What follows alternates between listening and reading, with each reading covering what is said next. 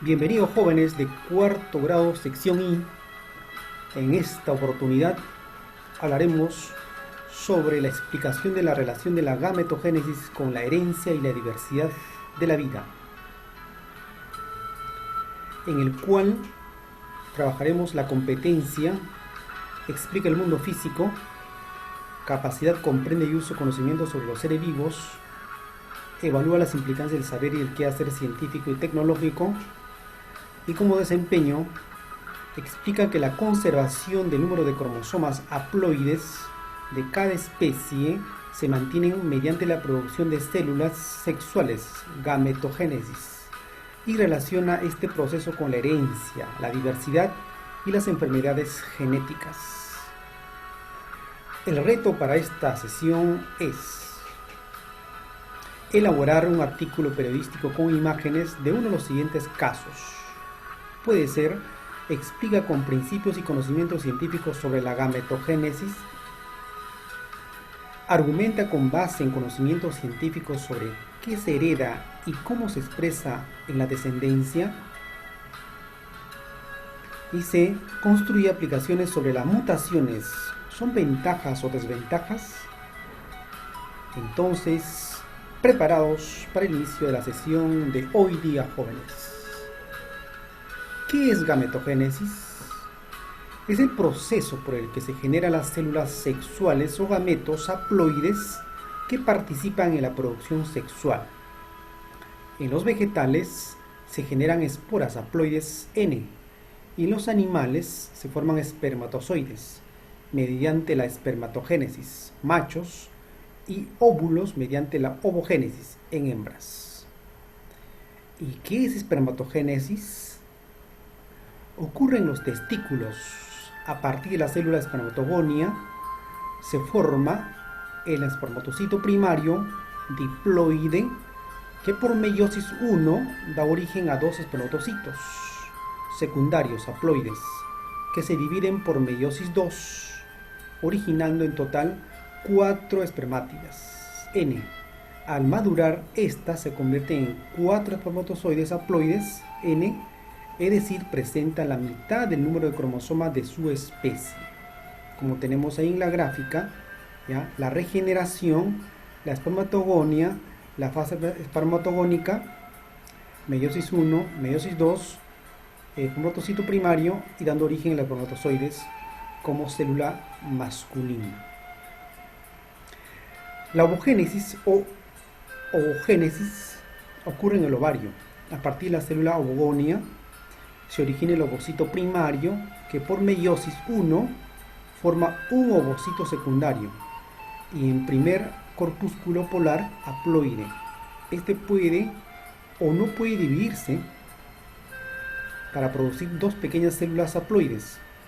El ovocito secundario, por meiosis 2, se dividen originando un ootíde que madura y da lugar a un óvulo haploide, es decir, posee la mitad del número de cromosomas de su especie.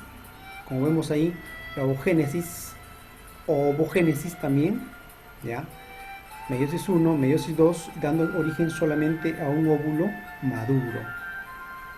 Entonces, a esos dos procesos importantes se conoce como gametogénesis. Origen del espermatozoide por este lado y óvulo por el otro lado, ovocitos.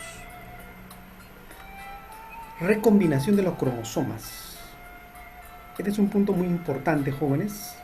Cuando ocurre la fecundación, es decir, el espermatozoide haploide N y el óvulo haploide también N, forma el cigoto diploide, es decir, la unión de los dos forma el cigoto diploide, 2N, es decir, con el número completo de cromosomas de su especie. En el ser humano tenemos 46 cromosomas, 23 pares, 22 autosómicos y 2 sexuales. Las dos células la que nos determina la diferencia, tanto si va a ser, en este caso, varón o mujer. Por ejemplo, en el cuy silvestre, la cavia chuzisis, que posee 64 cromosomas, ¿ya? Las células sexuales haploides, tanto en el macho como en la hembra, se origina por gametogénesis, mediante meiosis. ¿Recuerdan la meiosis? Reduccional y ecuacional. Gracias a la meiosis, recombinación genética entre los cromosomas provenientes del padre y de la madre da lugar a muchísimas combinaciones, generando la variabilidad de células haploides. Justamente como les mencionaba anteriormente, los cromosomas normales de un ser humano de sexo masculino de células del cuerpo es de esta manera. Ahí tenemos 1, 2, 3, 4, siguiente, hasta los 22 pares. Y dos más, que es el X y Y. En este caso, 44, 22 pares, 44 cromosomas somáticos del cuerpo humano y 2 sexuales, que son 46. ¿Y en la mujer cuánto sería? Aquí sería 22 pares somáticos y aquí en vez de XY sería XX y sumando sería 44. Muy bien, entonces continuamos. El orden de la base del ADN. El orden son 3 procesos importantes y no hay que olvidar aquí, por favor, que significa el ADN, el ácido desoxirribonucleico. El orden número 1 es la duplicación del ADN, es decir, empieza con el ADN, es una molécula formada por nucleótidos que a su vez está formado por una pentosa, un grupo fosfato y una base nitrogenada. ¿Recuerdan las bases nitrogenadas? Es importante recordarlos, que es la adenina y la timina, la citosina con la guanina, A, T, C, G. Luego, nuestras características están contenidos en los genes, es decir, en la genética se encuentra la información genética muy importante en nosotros. Un gen es un fragmento de ADN y el gen tiene la información genética para la síntesis de proteínas. Es decir, a partir de este punto llega la división, la duplicación del ADN en 2 exactamente iguales, en la hebra importante, ¿ya? Justamente por eso dice en la G, la duplicación del ADN se separa en sus 2 hebras o cadenas y cada uno queda con sus pares de base, si fuera con una plantilla, gracias a una enzima que se llama helicasa. Cada hebra sintetiza su hebra complementaria, enlazándose con las pares de base complementarias resultantes del ADN posterior. Entonces, ese es el primer paso número 1, la duplicación del ADN. El ADN se transmite en una copia cuando una célula del cuerpo se divide por mitosis. ¿Y cuáles son las fases de la mitosis? La profase, la metafase, la anafase y la telofase. No se olviden, por favor. Generando 2 células hijas idénticas. El ADN también se transmite a la siguiente generación, cuando el ADN del espermatozoide se combina con el ADN del óvulo para formar un nuevo organismo que tiene material genético de ambos padres. El segundo paso importante, ¿cuál es? La transcripción. Es decir, la secuencia del ADN de un gen que se copia para hacer una molécula de ARN mensajero, ácido ribonucleico, que va al citoplasma y se une al ribosoma. Y el tercer paso muy importante, que es la traducción. El ARN selecciona los aminoácidos importantes con los que los ribosomas generan proteínas. A estos 3 procesos, la duplicación, transcripción y traducción, también se le conoce con el nombre de dogma central de la biología. Es el orden de la base del ADN. No se olviden, las bases nitrogenadas siempre serán unidos adenina con la timina, citosina con la guanina. Si hay un cruce, por ejemplo, que es anormal, adenina con guanina, a este proceso se le llama mutación, que luego veremos más adelante. ¿Cuáles son los aportes de Mendel? Gregorio Mendel, un científico austriaco, fue un monje muy observador, aplicaba mucho el método científico, que experimentó con plantas llamado arberja, y se dio cuenta la regularidad que rigen cuando se transmiten las características de una generación a otra. A partir de ella, que duró 10 años de su trabajo, 8 a 10 años, obtuvo las famosas leyes de la herencia. Entonces, la primera ley se le llama la ley de la uniformidad, la segunda ley de segregación y la tercera ley de independencia. Explicaremos básicamente los más importantes. La primera ley, cuando se cruzan 2 razas o líneas puras, para una característica de una misma especie. La generación resultante F1 es uniforme, es decir, su característica será dominante. La segunda ley, dos factores hereditarios, es decir, los híbridos, no se mezclan, sino que permanecen diferenciados y se separan y reparten durante la formación de los gametos. Para la formación de la filial 2, 3/4 partes y 1/4 de la proporción recesiva. 75% aquí son dominantes y 25% son recesivos. Mientras que la tercera, las distintas alternativas, llamadas ahora también los alelos, de un gen se heredan independientemente. A continuación veremos con más claridad uno por uno. Por ejemplo, la primera ley. Tenemos, cuando se cruzan dos variedades individuos de raza pura, ambos homocigóticos, homocigótico dominante, homocigótico recesivo, ¿correcto? El alelo del homocigótico dominante A mayúscula, A minúscula, ¿ya? Y se origina la F1, ¿ya? Un determinado híbrido, ¿correcto? La generación parental gametos, la primera generación filial. Mendel llegó a esta conclusión al cruzar variedades puras de guisantes amarillas y verdes, pues siempre obtenía de este cruzamiento variedades de guisantes amarillas, o sea, el amarillo era el dominante. Y genéticamente se conoce A mayúscula, A minúscula, este es el gen dominante. ¿Y qué pasa en la segunda ley? Mendel tomó plantas procesadas de la semilla de la primera generación, es decir, la anterior, ¿ya? Amarillas entre amarillas, es decir, polinizó entre sí. Del cruce obtuvo semillas amarillas y verdes en la proporción 3:1, 75% amarillas y 25% verde. Por ejemplo, aquí tenemos el cruce, ¿ya? Híbrido con híbrido, filial 1, los gametos. Este es un cuadro de Punnett, A por A mayúscula los dos, A por A minúscula, ambos A. Por lo tanto, aquí logra la conclusión 75%, ¿ya? De homocigótico dominante y si queremos más específico sería 25% homocigótico dominante, 50% heterocigótico y 25% recesivo. Es decir, 3:1, 3 amarillos y verde, para ser más sencillo y claro. La tercera ley de Mendel, aquí cruza los guisantes amarillos, pero con dos características.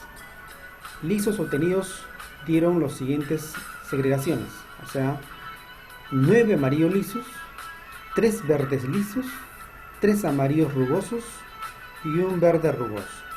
Esto podemos observar, por ejemplo, en el mercado. Cuando compras las alverjitas, encuentras las lisas, encuentras unas medias arrugadas, ¿cierto? Entonces, esas cruces, respectivamente, como son dos variedades ya, las caracteres son color y textura. Por eso, el color puede ser amarillo y la textura puede ser la B mayúscula, por ejemplo. Por eso cuando tiene aquí 4×4, 16 posibilidades. ¿Ya? 16 posibilidades. ¿De acuerdo? Eso es la tercera ley de Mendel, llamado también la ley de la independencia o caracteres. En función a estas leyes de Mendel, la primera, de la uniformidad o híbridos, la segunda, de la disyunción o separación, la tercera, la independencia. Entonces, actualmente, ¿cómo lo representamos? Cada gen se representa por una letra. Se usa una letra para cada alelo. Ejemplo, la mayúscula o minúscula, la A o A minúscula, la B o la B minúscula, para otra característica. Un individuo es homocigótico de línea pura cuando para cierta característica los alelos de un gen son idénticos. Un individuo es heterocigótico híbrido y cada cierta característica los alelos de un gen son diferentes. Por ejemplo, aquí tenemos los cromosomas. Alelo 1, A mayúscula, cromosoma, alelo 2, A minúscula. Entonces, ¿qué sería aquí? Heterocigótico. Acá tenemos alelo 1, A mayúscula, alelo 2, A mayúscula, homocigótico dominante. Acá tenemos alelo 1, A minúscula, alelo 2, A mayúscula, heterocigótico, o también se conoce como híbrido. Y si encuentras las dos letras minúsculas, es homocigótico recesivo. Entonces, actualmente ahora se representan con estas letras: homocigótico dominante, las dos mayúsculas; heterocigótico híbrido, A mayúscula, una minúscula, y las dos minúsculas se conocen como homocigótico recesivo. Las mutaciones, ¿cuándo se dan las mutaciones? ¿Será una ventaja o será una desventaja, jóvenes? Son cambios al azar que ocurren naturalmente en la secuencia del ADN, como mencionamos hace un momento. Citosina con, por ejemplo, siempre será adenina con la timina, o adenina con citosina, por ejemplo. La unión siempre va a ser así: adenina con timina, ¿ya? O guanina con citosina. Pero si cruzas una adenina con la citosina, por ejemplo, eso ocurre, ¿qué cosa? La mutación, ¿ya?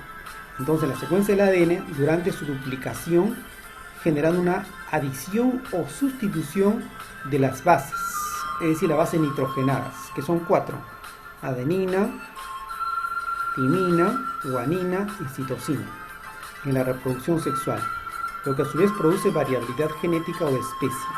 También puede deberse a unos factores físicos, como la exposición indebida a radiaciones ionizantes como los rayos X, factores químicos, acumulación de metales pesados, factores biológicos, entre otros. Pero el factor más preponderante de una mutación es el entrecruzamiento de las bases nitrogenadas en el ADN durante la duplicación. Las mutaciones son génicas, cuando un solo gen resulta afectado al sustituir bases o incrementar o disminuir nucleótidos, por ejemplo el albinismo. Las mutaciones también pueden ser cromosómicas, cuando afecta a un fragmento del cromosoma, se comprende varios genes. Las mutaciones son genómicos, cuando afectan el número de cromosomas, por ejemplo el síndrome de Klinefelter. En los seres humanos ocurren porque aumenta un cromosoma y la persona no tiene 46, sino tendría 47 cromosomas, XXY, en vez de 46. Esto ya es una mutación. Con ello resulta afectado la fertilidad del varón por la poca producción del espermatozoide. Este error al azar ocurre durante la formación de gametos. La variación del número de cromosomas de una especie implica la adición o pérdida de uno o más cromosomas. Por ejemplo, aquí podemos ver en las figuras también, por ejemplo, la unión de dedos, ¿ya? Tanto en la mano como en los pies, serpiente de dos cabezas, son mutaciones cromosómicas. O sea, la consecuencia, la desventaja de la mutación es muy fatal en algunos casos. Efectos de las mutaciones. Justo cuando mencionamos aquí, justamente, ¿ves? Siempre será adenina con timina, guanina con citosina. Pero si este empieza a cruzar, ya ocurre la mutación. Puede ser perjudiciales, una desventaja para la supervivencia del individuo, no vive mucho tiempo. Puede ser beneficiosas también, cuando aumenta la posibilidad de supervivencia del individuo, lo que aporta la variabilidad a la población. Neutra, no afecta a la supervivencia del individuo. Cuando las mutaciones ocurren en las células somáticas o del cuerpo, no se transmite a los descendientes, pero sí a las células, que de ellas proceden, por ejemplo, un lunar. Ejemplo es una mutación. Cuando las mutaciones ocurren en las células sexuales o gametos, el individuo transmite la mutación gamética a su descendencia. Un clarísimo ejemplo de albinismo, una anomalía genética, se trata del caso de albinismo del cuy silvestre, encontrado en los pantanos de Villa Lima, Perú. Ahí tenemos el cuy, ¿correcto? La Cavia tuzuzi. El ejemplar albino fue capturado en una comunidad vegetal denominada juncal, con una trampa de Tomokachi, ¿ya? No se necesitó nada más, presentaba 2 ojos rojos, la piel expuesta con un pelaje de corto, con las patas y orejas de la punta del hocico de color rosado, las garras transparentes y el rostro dado del cuerpo y dorso conformado por un pelaje crema de totalidad. El primer registro de albinismo para una especie silvestre de la familia Cavidae. Por lo tanto, el albinismo es una anomalía genética que afecta a la generación de melanosomas, orgánulos que contienen la melanina, normalmente pigmentado. Se manifiesta en condiciones recesivas de los alelos ocasionados una disminución drástica de color o la ausencia total en la piel, pelos y ojos, con lo cual se obtienen individuos albinos, con ojos rojos, piel blanca y un pelaje blanco claro. En personas también se ha visto, en este caso, el albinismo. Personas muy blancas, con ojos blancos, cabellos también blancos, son casos entonces que afectan a la generación del melanosoma, una anomalía genética. Los beneficios de la naturaleza en el bienestar. Es decir, en estos momentos de pandemia que estamos viviendo, mucha gente está siendo víctima del estrés, de la ansiedad, ¿cierto? Entonces el contacto con la naturaleza, así como nosotros estamos frente a la naturaleza, nuestro chamar Te Quiero Verde, por ejemplo, tiene la frecuencia y calidad de la naturaleza que el cortisol es el principal la hormona del estrés. La elevación prolongada del cortisol interfiere con el aprendizaje y la memoria, disminuye la función inmune y la densidad ósea y aumenta la presión arterial y el colesterol, las enfermedades cardíacas y el peso. Hizo un experimento de diversos marcadores que tuvieron definidos diversos tipos de naturalezas y medio ambiente, es decir, la píldora natural para elevar el cortisol salival, y encontraron pues justamente que el desarrollo científico a partir de la investigación permitieron que durante el estudio de 8 semanas, ¿ya? Brindara que los participantes proporcionaron una muestra de salivas antes y después de la naturaleza inmediata en 4 puntos diferentes del estudio. Es decir, llegaron a una conclusión de que esto permitía la reducción del estrés gracias al contacto con la naturaleza y el medio ambiente. Por lo tanto, es importante en la casa, por ejemplo, tener una planta. Si estás de repente cerca a un área verde, caminar en un tiempo determinado con las medidas de seguridad respectiva, ¿ya? Y para reducir o disminuir la ansiedad y el estrés. Finalmente, tenemos ahí tu rúbrica de autoevaluación. Después de elaborar tu reto respectivo, ¿ya? Puedes autoevaluarte tú mismo en qué nivel te encuentras, en inicio, en proceso, logro esperado o logro destacado. Entonces, jóvenes, muchas gracias por la atención prestada.